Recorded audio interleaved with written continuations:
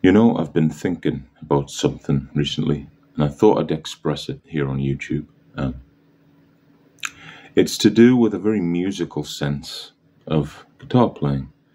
And it stems from a comment that I made on a YouTube video. Must have been about 15 years ago, at least 10. And it was a video, and I forget the chap's name, unfortunately. But he was jamming with Joe Stump, who's a phenomenal guitar player and who gets this concept as well. And I made a comment to this young chap. And fundamentally it was about whatever you're playing, make sure it goes somewhere. I think that was the comment in a nutshell. And I've held on to that. And I remember years later, he kind of got back to me and said, he sent me a message on YouTube, and this is true. And he said, you left me a comment years ago, and I took it on board, and it really helped me become much better. And I mean, I watched his later videos, and he really did get a lot better, but I think he would have done anyway. But if that comment helped him at all in his development, and I mean, listen, I don't want to sit here and pretend like I know everything, because there's a realm of good guitar players who are good guitar players, but there's a lot of them, and I'm in there somewhere. I am a good guitar player. I wouldn't say I wasn't. I think that would be a little bit too humble. It would be a silly level of humble. I am a good guitar player. But there's many of us, so that's fine, I think. But it obviously helped him when I said that, and it kind of makes me think, maybe if I have anything, I hesitate to use the word special, but maybe if I have any slight gift, it's that my ear knows when something sounds really impactful.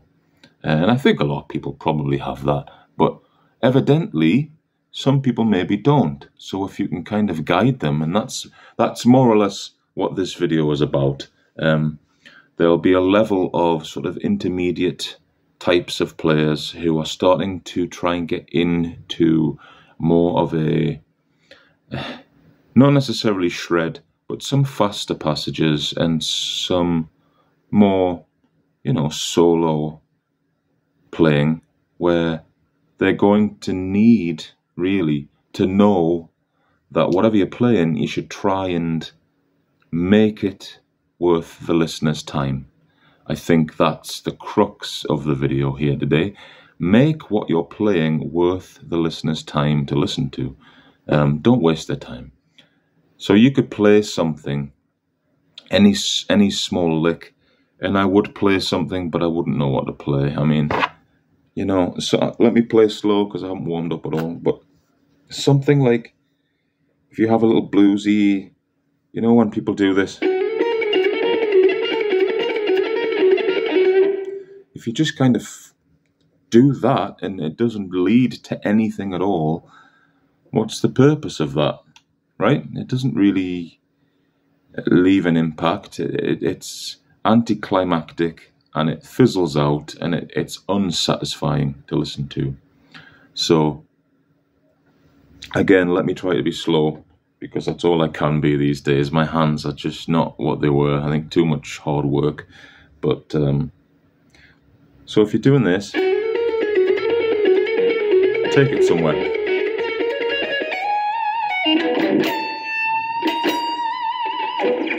Take it somewhere. Because then from there, you've got that little breather when you're doing the bend, you can connect to something else which goes somewhere. And I think that's the approach that I have when I'm playing and I'm improvising, which is mostly what I do, to be honest. And when I write a solo, what I'll do is I'll just keep playing over it until things start to come together which sound good, and then they stay on the next take, and I try some other things, and eventually, after about 10 or 20 takes, there's a solo there. And there's better ways to do it, so maybe don't try that unless that works for you. But yeah, take it somewhere. Don't play something for no reason. I think potentially I got this from all the players that I sort of, hero worshipped as I was learning and as I was growing up, because that's what we do. It's just what we do. So I kind of started with Hendrix because I just loved Jimmy when I was younger. He's the reason I picked up the guitar. Actually, the reason I picked up the guitar was because my dad always wanted to play, and I thought, I'll do it for you, Dad. But turned out it's been a wonderful thing for me, myself, to do, so I'm glad that happened. But I did want to try and learn some Jimmy, and obviously Jimmy's the Jesus of rock guitar, and I'm not even close, I'm not even in the same league. So, yeah, I probably could learn some of his things, but then I'd just sound like Jimmy, so it's kind of, I'm at a point where it's like, what's the point of that? I guess to maybe learn some things along the way is the point, so maybe I should. Particularly something he did, and sorry that I'm talking so much, I just feel like it. Something he did,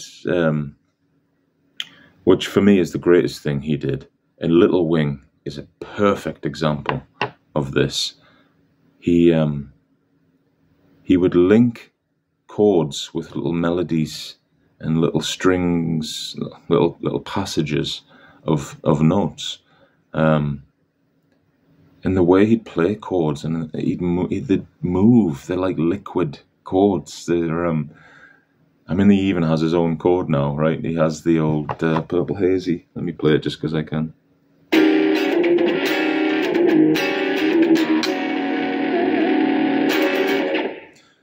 Perfect. The Hendrix chord. But yeah, he used to link things together, and he had a really velvety, liquid water, flow. That's the word I want to use. He had a flow about what he was playing. And that's very, very musical. So it's going somewhere all the time. After that, I got into more sort of bands. So I got into Creed quite a lot. Not cool in hindsight, but whatever. I like Creed, and I still do. I think they're really good. Apparently, they're working on some new stuff, so that's exciting. I do prefer Alter Bridge. When they came out, I was like, whoa, okay. Especially when Blackbird came out, it was like, man, Tremonti really finding his feet now, and Miles Kennedy coming in and really showing what he can do as well. Not just as guitar players, just musicians and songwriters. Really, really strong songwriters. I mean, the Ides of March, if you haven't heard that, particularly the song from Miles Kennedy, amazing. He's a phenomenal musician. But Tremonti, Creed, Alter Bridge really helped me with riff writing. And again, that's helping my ear, because the way he does riffs is very musical, very melodic, always going somewhere, always feels like it's of purpose and meaning, instead of just, oh, this sounds cool. I mean, it probably starts that way, but then the way he layers and writes the rest of the music with it is very musical. From there, I went to Steve Vai after that, who Steve's an acquired taste because he's quite alien. He's very out there at times. He tries a lot of interesting things. Not all of it works for me, but a lot of it does. He is phenomenal. I mean, he's won Grammys. He's recognized the world over as one of the greats. You know, he is absolutely amazing at what he does. One of the best guitar players of all time. He's got it all. He's got the feel. He's got the technique. He's got the showmanship, you know. He's got the body of work as well. I mean, For the Love of God, you know, Tender Surrender. Some of these guitar ballads he's done will just last forever because they are unreal amounts of good. After Steve, and I mean Steve again informing my ear that yes, things should go somewhere. There's a run he does in, and I'm not going to play it because I can't. My alternate picking is terrible these days.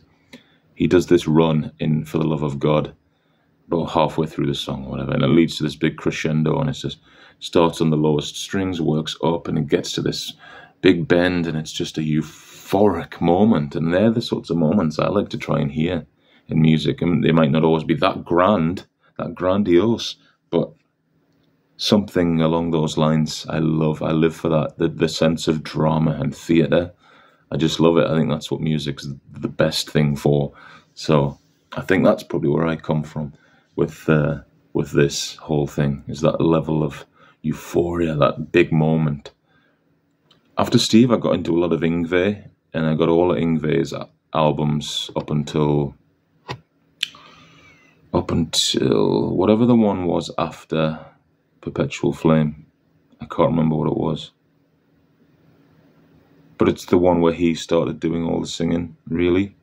There was still some Tim Owens stuff left over, but he started to sing a lot, and the mix was always terrible from then, and I just thought, man, I've heard everything you're ever going to play now. I think I'm out.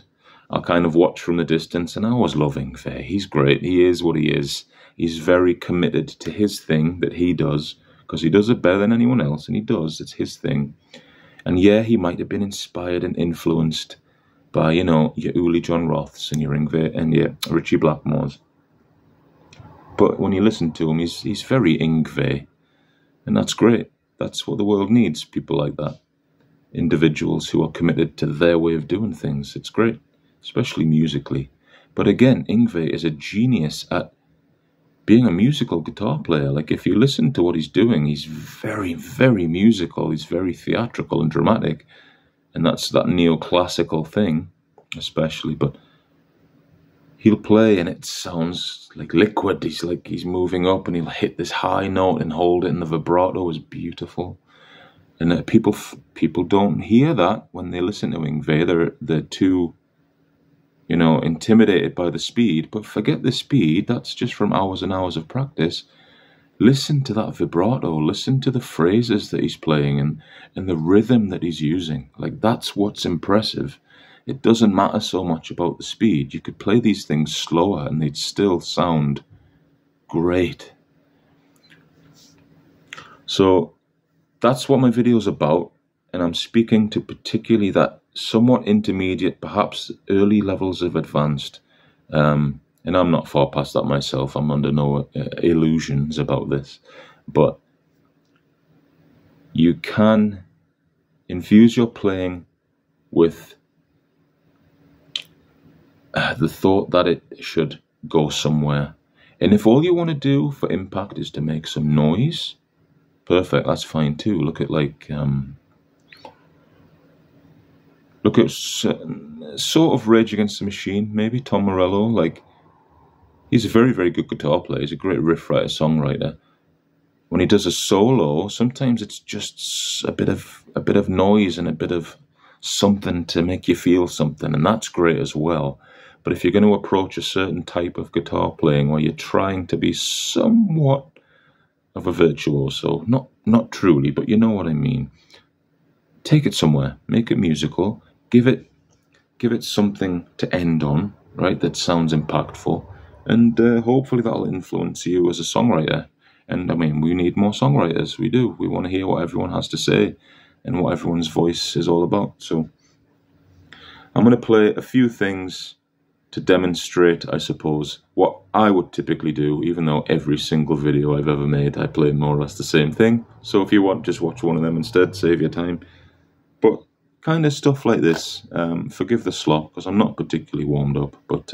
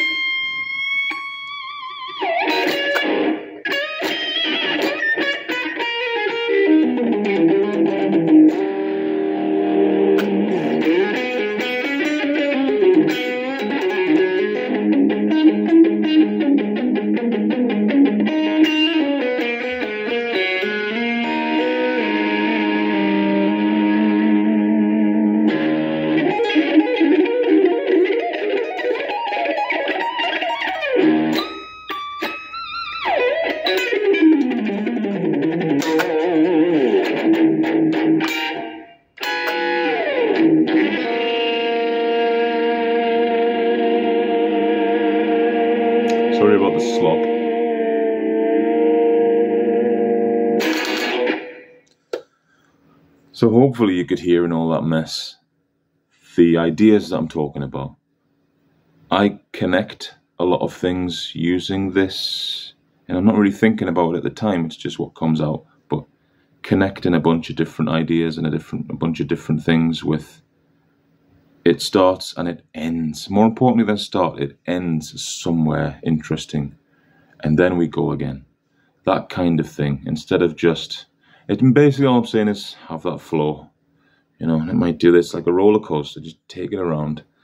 And I'm not saying I'm the best at it, because I'm definitely not. I'm right bang average, and but some people don't get this, and if I can reach a few people, literally 3-4 people, and it helps them, then that's been worth my 15 or so minutes. So pick up the guitar, get playing, show me what you got, show the world what you got. More importantly, make some music.